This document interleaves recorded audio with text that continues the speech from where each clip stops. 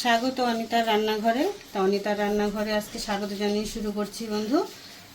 কাঁচকলা আলু দিয়ে মাছের ঝোল, তাই ইলিশ মাছ দিয়ে করব। কাঁচকলা আলু দিয়ে মাছের ঝোল। এখানে আমি নুন হলুদ মাখিয়ে রেখেছি ইলিশ মাছে, আর এখানে আমি কেটে রেখেছি কাঁচকলা আলু, আর সামান্য একটু বেগুন দিলে ওটাই টেস্ট আসে, সেই জন্য একটু বেগুনও কেটে রেখেছি।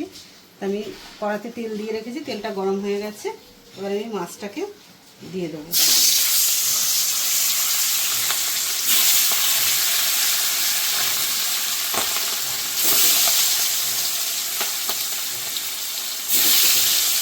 তো ইলিশ মাছটা এতটাই ভালো, আমি মাছের তেলে মাছ ভাজা করছি।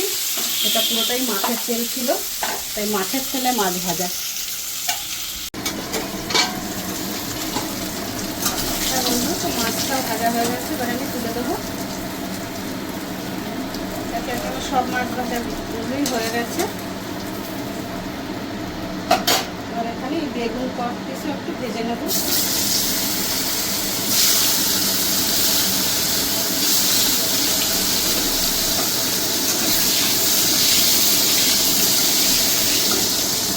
দু মিনিট একটু বেগুনটা ভেজে নিয়ে তুলে দেবো।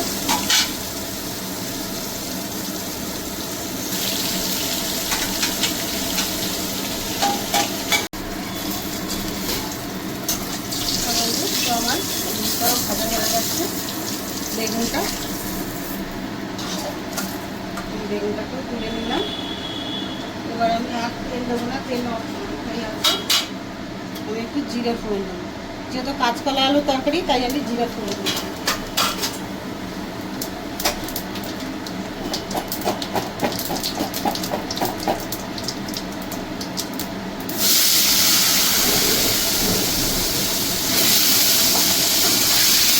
আলুটা আমি 5 মিনিট একটু ভেজে নেবো ভালো করে।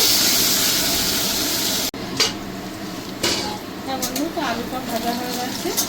এবার আমি এটার মধ্যে মশলাটা দিয়ে দেবো। এটাতে মশলা কিছুই না, একটু সামান্য আমি কাঁচা লঙ্কা বেটে রেখেছি, আর 1 চামচ জিরের গুঁড়ো, আর কিচ্ছু দেবো।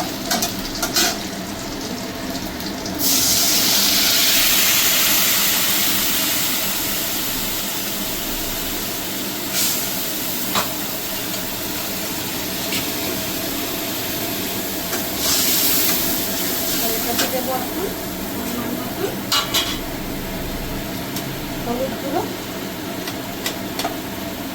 অল্পই দেবো, আগের যেহেতু মাছে দেওয়া ছিল। সামান্য একটু লাল লঙ্কা।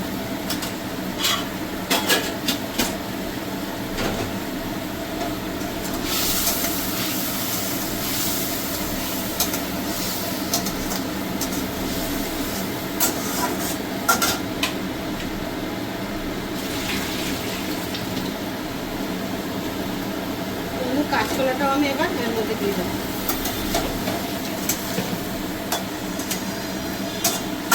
আর দেবো হচ্ছে একটা টমেটো। এখন তো টমেটো না দিলে কিছুতে স্বাদ আসে না, তাই টমেটো।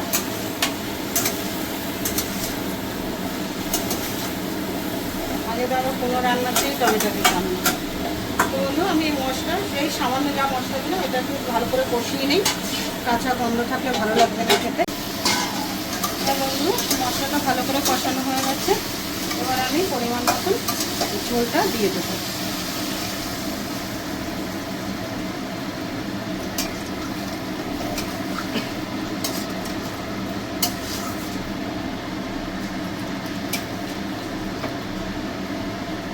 সব কিছু দিয়েছি, কিন্তু নুন দেওয়া হয়নি। হ্যাঁ বন্ধু, নুনটা দিতে ভুলে গেছিলাম, নুনটা দিয়ে দিলাম।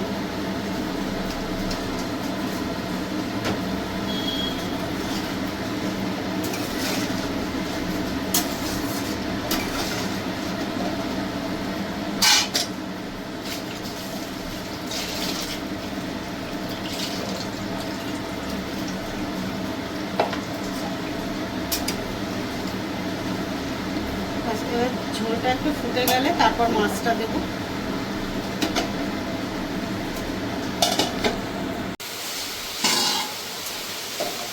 হ্যাঁ বন্ধু, মাছের ঝোলে আলুটাও সিদ্ধ হয়ে গেছে, কাঁচকলাও সব সিদ্ধ হয়ে গেছে। এবার আমি দিয়ে দেবো এই মাছটা। মাছটা দেওয়ার পর একটু নাড়াচাড়া করে নেবো। নাড়াচাড়া করে নিয়ে এবার আমি জল দিয়ে দেবো। জল দিয়ে আর যে বেগুনটা ভেজে রেখেছিলাম ওটাও দিয়ে দেবো এখন। সামান্য একটু ফুটলেই নামিয়ে দেবো।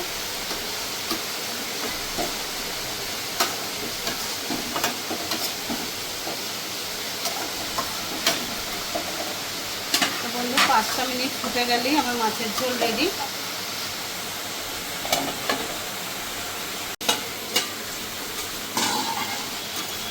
হ্যাঁ বন্ধু, মাছের ঝোলটা আমার হয়ে গেছে। এবার আমি নামিয়ে নেবো, গ্যাসটাকে বন্ধ করে দিলাম।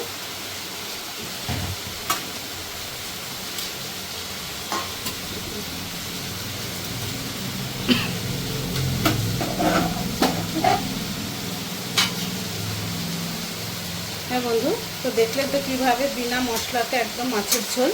ইলিশ মাছ এমনিতেও খুব একটা মশলা লাগে না। তারপরে যদি ভালো লেগে থাকে লাইক কমেন্ট শেয়ার করবেন, আর চ্যানেলটা সাবস্ক্রাইব করে আমার পাশে থাকবেন।